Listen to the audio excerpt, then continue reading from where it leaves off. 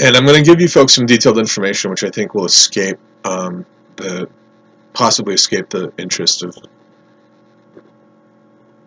new chelas, acolytes. I think this is more really for ranch authority level people, and if you're at that level of attainment, that's fine. One thing I want to make clear is I still run into it periodically, and it's really more about I think it's really more about my own issue with perception. It's difficult entering the church because if you're on a certain path, if you're on a holy orders path, because you're not in a way you are recognized, but there's a certain amount of partitioning that occurs between chelas on the KOF path and people in holy order. In fact, there's a large degree of partitioning that occurs because a lot of people don't understand holy orders at all, and that's for a reason. Certain chelas are not meant to be in to have components of the mantle.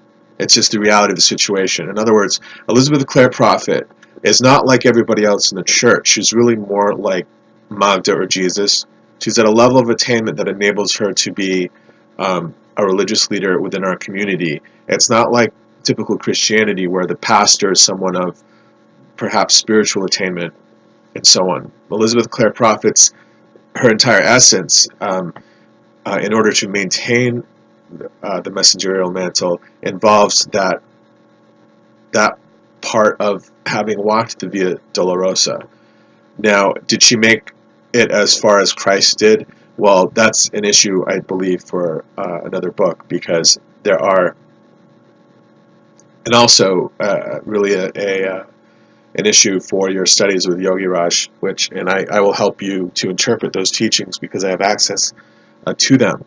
But an avdut, an avatar, they're at different levels of attainment. Certain forms of attainment come from God and emerge into lower humanity. Other forms of attainment, attainment is actually rising up, bringing yourself up as a human into enlightenment. But an avatar is actually God descending onto the planet. So when we look at a guru, we want to assess, well, is this an avatar? Is it an avdut? There's a difference, and there's also a difference with regard to how much suffering that person has borne for you as a chela, and that's an important form of awareness as well. So not everybody at the church is going to have access to all the information, in part because not everyone in the church is bearing the same amount of karmic burden for you. And so it's important to understand. I'll have people, are you a keeper of the flame? Well, I'm a keeper of the flame according to the pearls and according to Mother. And I've heard Mother say, I don't care who you are within the church as long as you're facing the sun. And sometimes I believe that the ranch doesn't fully understand that because it's difficult. For instance, I can't get online and even to see what you people are studying. Now, there's a benefit to that. By you people, I mean the keepers of the flame who are paying online. I would never have spare $100 on hand in order to participate in that. So I don't know what it is that you're learning. The benefit to that is I haven't taken the pledge, so I can say whatever it is that I want that I learned from Elizabeth Clare Prophet, exterior to your effort. But I don't mean to sound arrogant. I'm just saying that there's a partition. And holy orders isn't actually really fully understood, I don't even think, by the church anymore. It's just that the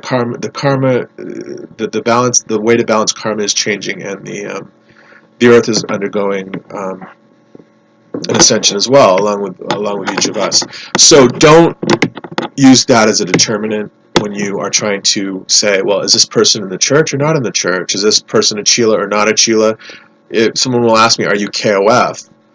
To try as a way of trying to give credence to my information, and that doesn't mean that I don't bear the mantle of Elizabeth Clare Prophet. It means that I have not embarked upon the online lessons. That's all it means. You don't have to take the KOF lessons in order to be a holy person within the church, because there are holy orders. And I describe my entry into holy orders on my Facebook page. So be sure that you understand that, and that you don't turn people out who have not taken the online lessons. Now, the partitioning can be valid because we don't want to be barraged with a lot of information. As a matter of fact, I've had interactions with Chelas before who are KOF and not holy orders, who have shown me really interesting information, and they do it in a way that is palatable to me and not a challenge to me. I think that it's difficult for people who are holding the balance of karma, including for Chelas in the church, to be challenged, to have their information challenged. Sometimes, and I think that some of the gurus object to it as well. I think when Yogi Raj shot it, I don't think Mother would have put up with it either. But I mean, you might have detailed information about Buddhism. Someone was talking to me the other day about components of yoga. There are so many kinds of yoga, it's not really possible for everybody to master all of them. So, but it might be the case that you, as a Chela, have access to some forms of esoteric Buddhist information that is not necessarily available to gurus at a higher level of attainment than you. And in that instance, it wouldn't be fair. I think it would be bad manners to try to challenge a guru. I'm not saying that this is done at TSL. I am treated very respectfully at the Summit Lighthouse for the most part. But periodically, a Chela will come to me with, I don't know, information about one of the Naropa yoga paths, which is Tibetan Buddhism. And I'm not a Tibetan Buddhist necessarily. I'm a Gnostic, New Age minister under the tutelage of Elizabeth Clare Prophet, and walking that particular path, eight mystical, the path of the 8 major world religions. So it doesn't mean that I don't have higher attainment because I don't know details of Tibetan Buddhism, for instance. So it would be inappropriate, I believe. And I'm just saying this as a teaching tool. I'm not condemning anybody, and I'm not the person who asked me that question about the Tibetan yogic practices. I was not at all offended by that because he actually assumed that that was part of what it is that I knew. And I'm, yes, I am a Tibetan Buddhist, but I'm not going to be in full comprehension of all parts of religious law. For instance, a Talmudic law. At all times, I'm going to have the information that is delivered to me as I walk the Via Dolorosa with Christ, with Elizabeth Clare Prophet. And that is the Germain dispensation. And Yogi Raj will teach this in the recordings that I make available on my Facebook page. A man in Canada can believe that he is Sasquatching and have almost no religious training whatsoever, and he can still be at a higher level of attainment, even though he doesn't have all the information, simply because it really is all about attainment. Use the information, the religious information, the theological information to effectuate attainment and to gain higher levels. But it doesn't mean if you're missing components of the traditional teachings or even the theosophic teachings that you are not at a higher level of attainment because someone has a piece of information. I'll explain this a little bit more. But first I want to say I've seen people, if you watch Yogi Raj, he has such an aura of love and compassion that it can be overwhelming, but you need to have that. You need to trust that leader, and you need to trust that leader is your father, and you have to trust that you can surrender to that leader. They are leaders, gurus. They are leaders because they are karmically different. Again, it doesn't mean that they're better than you or that God loves them more. It just means that they're karmically different. They're at a different level of attainment. But when you watch Yogi Raj, I remember at one point a man, in the audience, and I think it was probably someone he knew. I don't think that they let in people who are absolute strangers, although, I think periodically he has public lectures where he invites groups of people in. But if you're a young man or a young woman and you have all this esoteric knowledge, don't go to a satsang and challenge the guru. Don't try to knock the guru down. It's pointless to do that. It's to try to go in and say, something. I'm not trying to think of an example.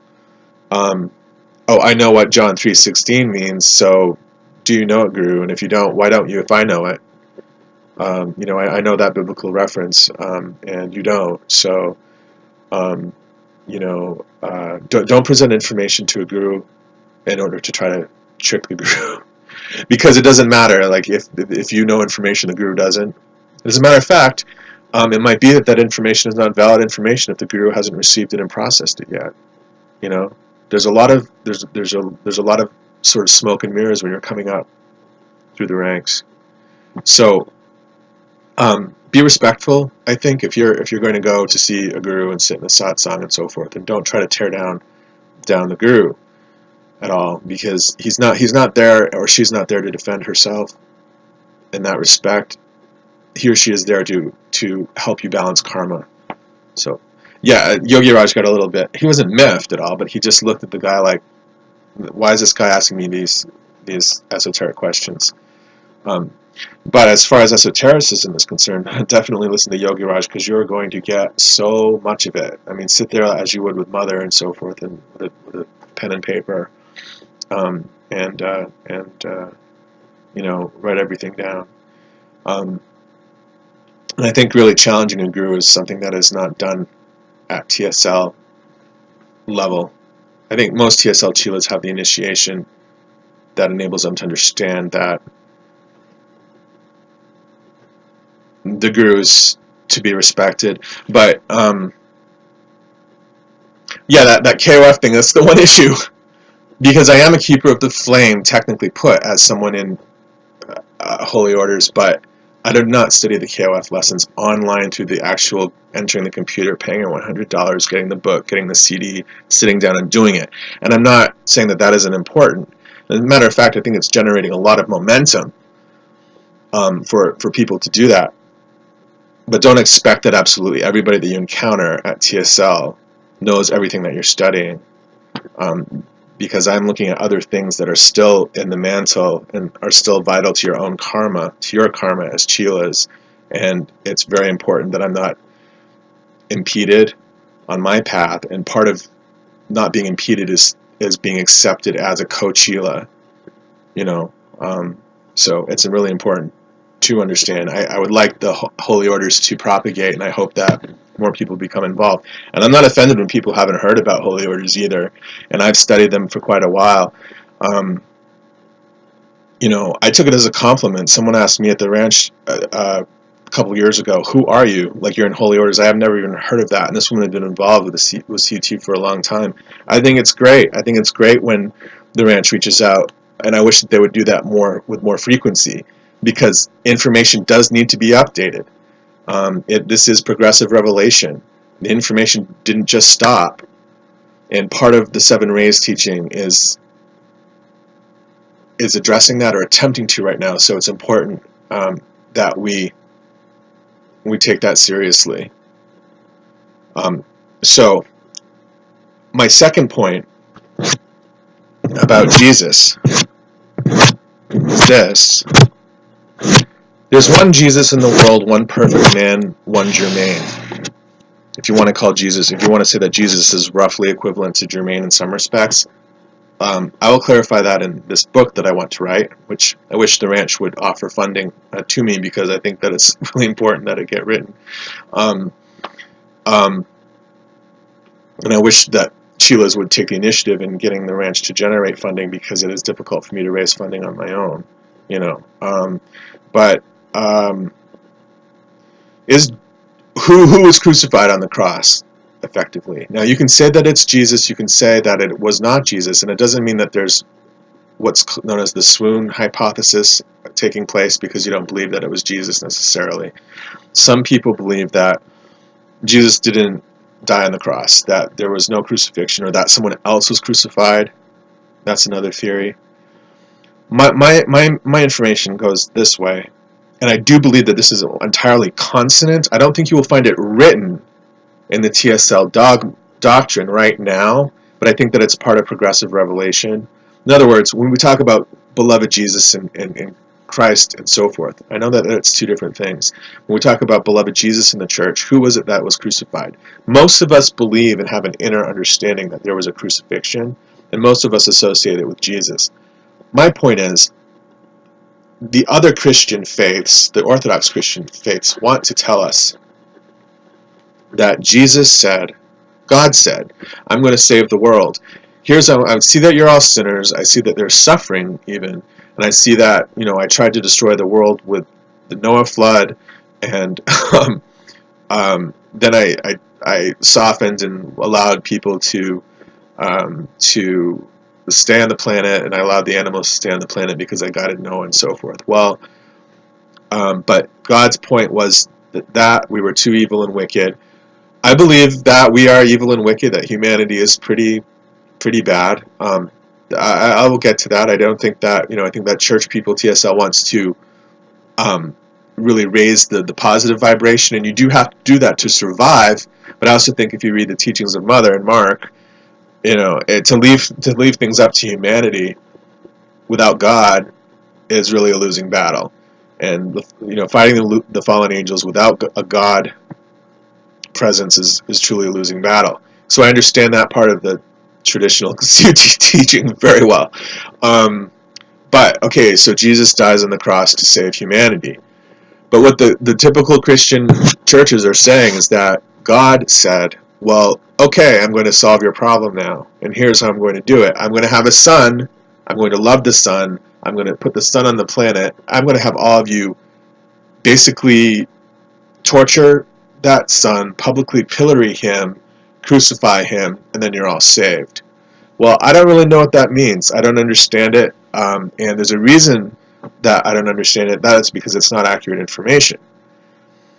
What the church has done, I won't pick on the Roman Catholic Church because I think that all the churches do it, all the Christian churches do it, is what Mother said that they did, although I will expand upon that a little bit.